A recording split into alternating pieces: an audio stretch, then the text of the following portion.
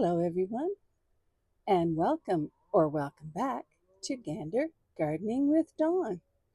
Today is May the 6th, and I think we can finally say that spring has arrived.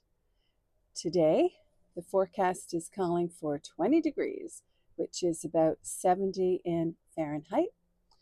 And last night, the low was just 9, which is about 50 degrees Fahrenheit, close to it. So, yeah.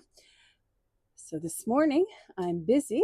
It's pretty early, it's about 9 a.m. And I'm just out in the garden, puttering around and being very, very happy after a very long and incredibly snowy winter.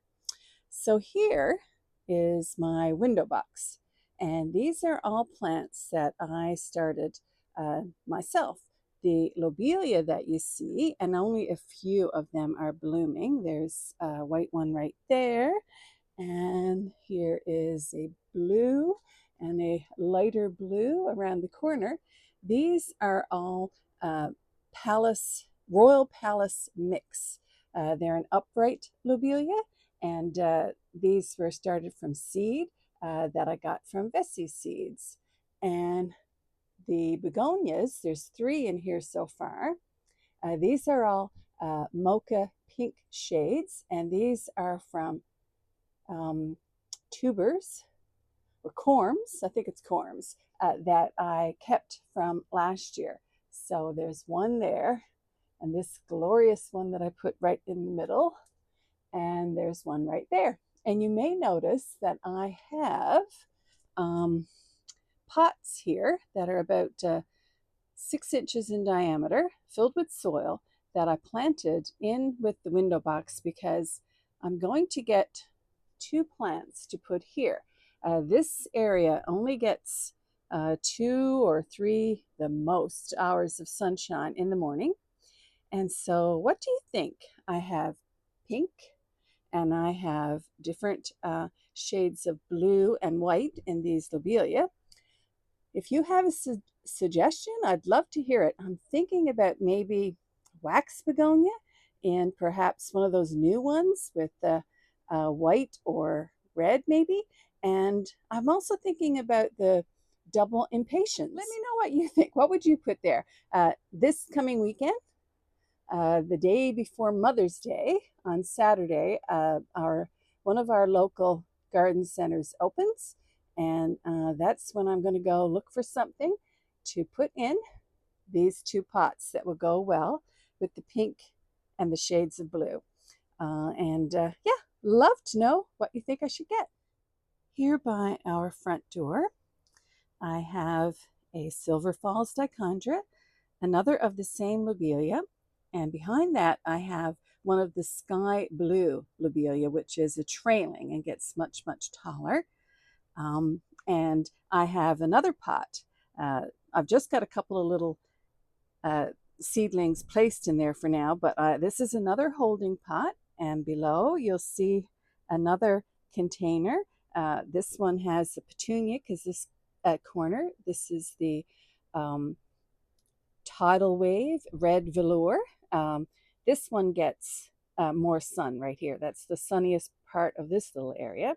And I have a nasturtium, Alaska apricot, right there, and another of the sky blue, and 2 of the horizon blue ageratum. So again, with whatever I get for the window box, I'm thinking I'll get 2 of them for here to tie it all together. So open for suggestions, but of course limited by what they may have available.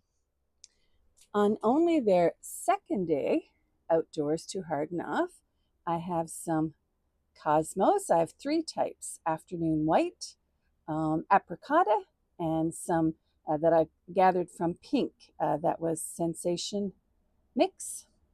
And next to that, I have 3 of these glorious geraniums that I grew from cuttings that I had in the garden last year. I had this geranium. I bought it at a department store. There, it was not named, but just look, it has red in the center and then pink on the edges. So it's not a shy and unassuming flower, but I love it. And I'm so glad that I have it. And 3 of these I'm going to put together in a large pot.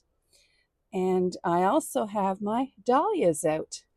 And this is, again, like I said, just their second day. And I'm going to leave them here in the sun for about an hour, maybe an hour and a half. And here, close to the house, because it's kind of windy today, so this gives it a little protection. I have a lot of my annuals that are still hardening off, a couple of perennials and biennials mixed in here. Some of these I've already planted out. And here are some of the baskets that I've already put together with things that I grew myself.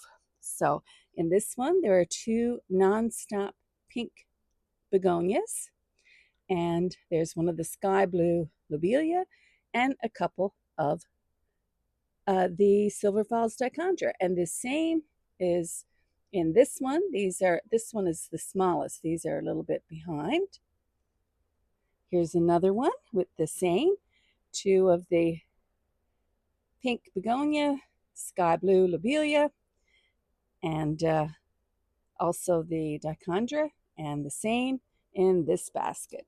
Just look at these. They're looking great. So these baskets, these 4 baskets, cost me only the price of the soil and the price of the seeds. And even that wasn't much, because the Silver Falls dichondra are from seeds that I gathered from plants that I grew last year. All of the begonias are tubers that I saved. And and in fact, the baskets themselves are recycled from previous years. So my goodness, I would say these 4 baskets did not cost more than $10. And behind the baskets, there are 3 pots of the ranunculus. This one has, I think, 3 planted in there. This one has 4, and this one has 3. And these are the Italian, and they're cream and pink shades. And they're doing pretty well, looking good. I hope they actually are cream and pink shades. I'll keep you posted. And here is another very large pot. And this one, I have 2 of the red velour petunias. I have 3 of the creeping Jenny. And these are some that I overwintered outside. So I divided them and put them here. And I have 3 lime green Nicotiana.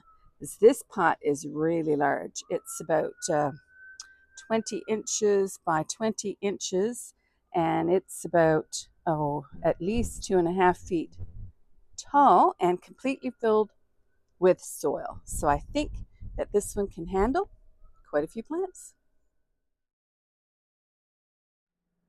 Here are some of the Dalmatian peach foxgloves that I've already planted out, and right up next to those are some of the light salmon snapdragons, Chantilly light salmon. And I've already got some of the tomato cages there, and I'll be putting out more to give these guys some support, because this is a pretty windy area. Always exciting,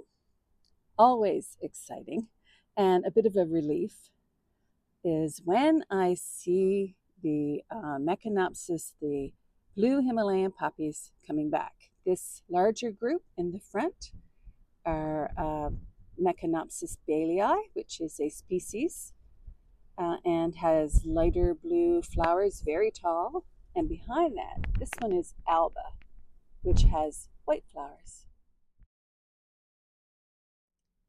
And this is a Mechanopsis fertile blue.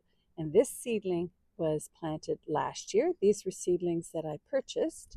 And there's another one right there. In fact, there's 2 there growing together. which is lovely. But just to show you the difference a few years makes, these are some that I planted in 2023. So these have been here for 3 years and they bloomed for the first time last year. And just look at the size of those. And where there was just one last year, there's two this year. So I have two, four. There's just one here, five. There are two here. I don't think this one in the front, and I'm in this, there we go. My shadow is in the way. I don't think that one in the front will bloom, but the one in the back should. So I think that's 2, 4, 5, 6, 7, 8. That one bloomed last year. And of course, the two little ones make it 10 in this area. And here at the front corner of this long side bed that's right by the foundation of the side of our house, I have planted some of the primroses that came from Stacy at Growing in the Cove. She gave me the seeds, and here are the plants. Here's a sweet little patch of blue pearl crocuses, and behind there are some of the blue star columbine, Aquilegia. You can see another one there and another one there that are coming back. And these were from seedlings that Stacy and I exchanged last year. So thank you very, very much for checking this out today. And a huge thank you if you stayed and watched the whole thing. Share with me what you're doing in your spring garden. Here's a few more of the foxgloves, looking a little worse for wear with the wind, but I think they'll be okay. I'd love to know what is happening in your garden and what you're looking forward to this summer. I'm just so happy that winter seems to finally be over here in my 5A garden in Gander, Newfoundland. Thank you so very much for watching.